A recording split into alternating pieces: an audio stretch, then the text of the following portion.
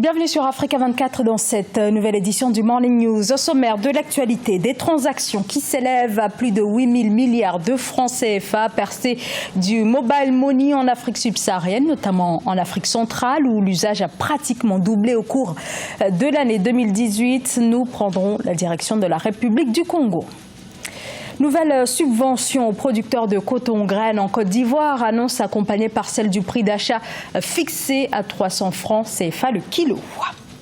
Et l'industrie cinématographique en plein développement, notamment au Bénin. Nous partirons à la rencontre de l'une de ses étoiles montantes, le réalisateur Execute Mivekane. On s'intéresse ce matin au mobile banking, un marché de 250 millions de clients en Afrique subsaharienne et qui cette année devrait générer plus de 1,5 milliard de dollars. Passé donc du mobile money en quelques années pour ce mode de paiement lancé il y a 10 ans au Kenya dans la Corne de l'Afrique et qui est en train de s'étendre au reste du continent. Illustration au Congo dans ce reportage de Deva Pansou. Le digital banking n'a pas encore gagné les esprits au Congo, contrairement aux services tels que le mobile money, dont le revenu a connu une hausse de 22,74% en mars 2019, soit 770,8 milliards de francs CFA répartis entre les opérateurs de téléphonie mobile MTN et Airtel Congo. Avec un taux de pénétration des téléphones portables élevé, le digital banking constitue une opportunité financière moins attractive. Le troisième niveau, ça va être le niveau de sécurité, des problèmes de sécurité, parce que nous savons tous que lorsque ça touche à l'argent, ça devient extrêmement sensible. Il faudra s'assurer que lorsque l'argent quitte un compte pour un autre compte, que la transaction de bout en bout est complète et est sécurisée. Parce qu'une personne peut faire de la transaction, mais la transaction n'arrive pas à bout parce qu'un pirate informatique a piqué l'argent au beau milieu.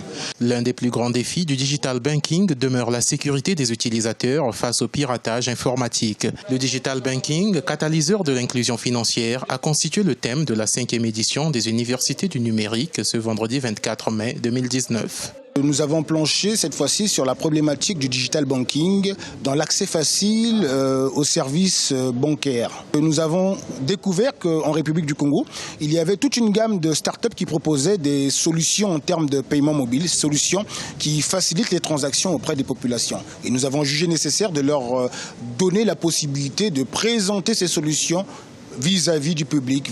Le développement du digital banking devra s'arrimer aux progrès observés dans le service mobile money en forte croissance. Notons que les utilisateurs de mobile money ont réalisé 23,4 millions d'opérations rien qu'au cours du mois de mars 2019 pour un montant total de 80,9 milliards de francs CFA.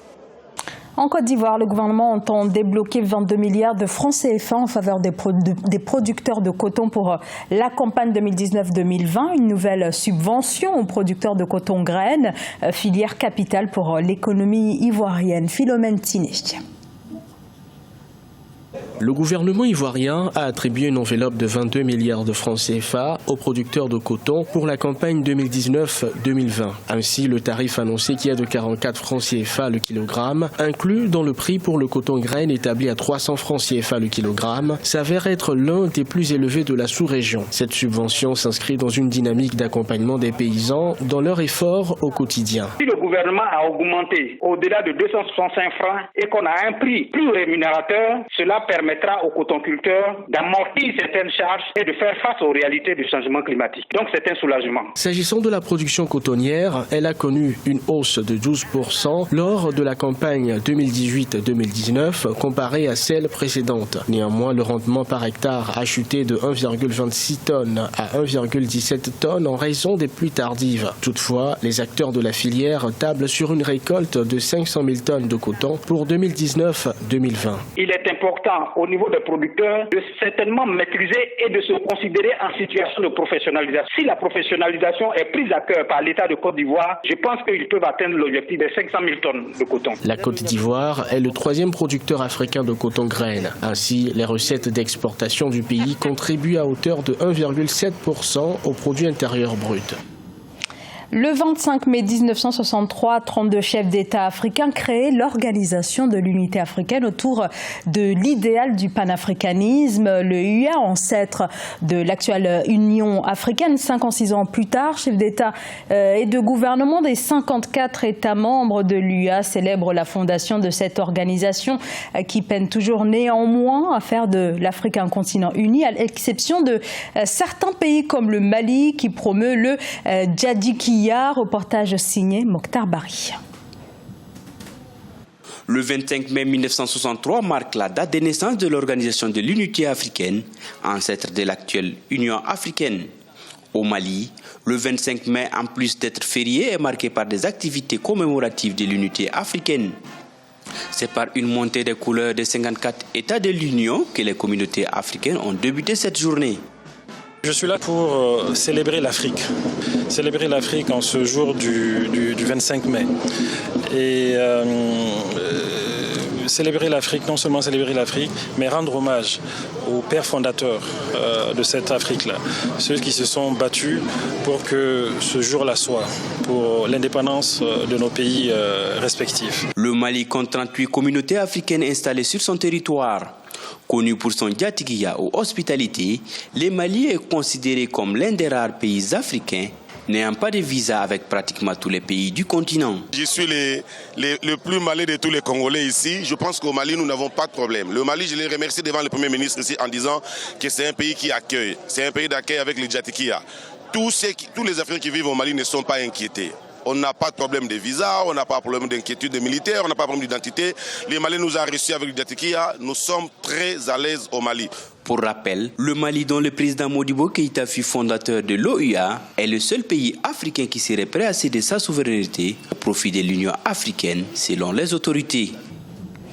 En Égypte, de plus en plus de femmes s'initient à la self-défense. Il s'agit pour elles d'apprendre certaines techniques de combat afin de pouvoir se défendre en cas d'agression. Et c'est une autre femme qui s'est donnée pour mission de leur apprendre les bons gestes. Un cours qui se base aussi sur une mise en condition psychologique. Vina Nodin, Graziella Tchakounte. Elles sont de plus en plus nombreuses. Les femmes égyptiennes, principalement des adolescentes, s'adonnent à la self-defense, une pratique qui se répand dans le pays. Elles se réunissent chaque semaine au centre culturel indonésien du Caire. Au début, on ne le savait pas, mais maintenant, ça s'est largement répandu. Nous avons maintenant plus de 1200 enfants et femmes dans cette école. Ces disciplines nous enseignent comment nous défendre. Elles nous permettent d'acquérir des compétences sans exigence d'âge ni de poids, de sorte que tout le monde puisse l'apprendre à tout moment. Des dizaines d'entre elles s'entraînent chaque semaine pour améliorer leur capacité d'autodéfense ainsi que leur forme physique. Au total, plus de 1200 femmes et enfants étudient ce sport au Caire pour se défendre contre le harcèlement dans la rue. Il y a des problèmes dans la rue. Si quelqu'un s'approche de moi, je pourrais bien me défendre. J'ai confiance en moi et personne ne peut me harceler parce que je peux y faire face. Les experts interrogés par la fondation Thomson Reuters en 2018 ont classé le Caire comme la mégapole la plus dangereuse au monde pour les femmes. Un constat basé sur un manque de protection contre la violence et les pratiques culturelles néfastes, ainsi que sur un faible accès aux soins de santé et aux finances. Le cinéma béninois est en pleine ébullition avec des productions qui connaissent un véritable tournant et ce, malgré les difficultés liées au financement qui pèsent sur cette industrie. Une industrie qui se développe grâce à une nouvelle génération de réalisateurs à l'instar d'Exécute Mivekane qui signe le long métrage Le Grand Tournant. Reportage notre correspondant Lefti Ounou. Un tournant pour le cinéma béninois. Le film intitulé Le Grand Tournant vient d'enrichir le répertoire des œuvres du 7e art dans le pays. Ce long métrage de 2h50 est un film dramatique signé du scénariste et réalisateur Exécute Mivekane. Le Grand Tournant aborde les thématiques liées au développement personnel, la jeunesse, notamment le chômage. Sa production a mobilisé une quarantaine de jeunes acteurs, comédiens et techniciens audiovisuels. J'ai intitulé ce film Le Grand Tournant pour signifier un virage, le changement d'une direction, voilà, puisque j'estime que quand vous vivez des expériences à un niveau personnel, ces expériences vous poussent d'une certaine façon à orienter votre vie autrement. Le réalisateur Ezekut Mivekan a été bercé par les dessins animés et des films depuis son enfance jusqu'à la fin de son cursus scolaire général. En 2008, suite à des orientations de professionnels du cinéma, il a décidé de se consacrer au 7e art.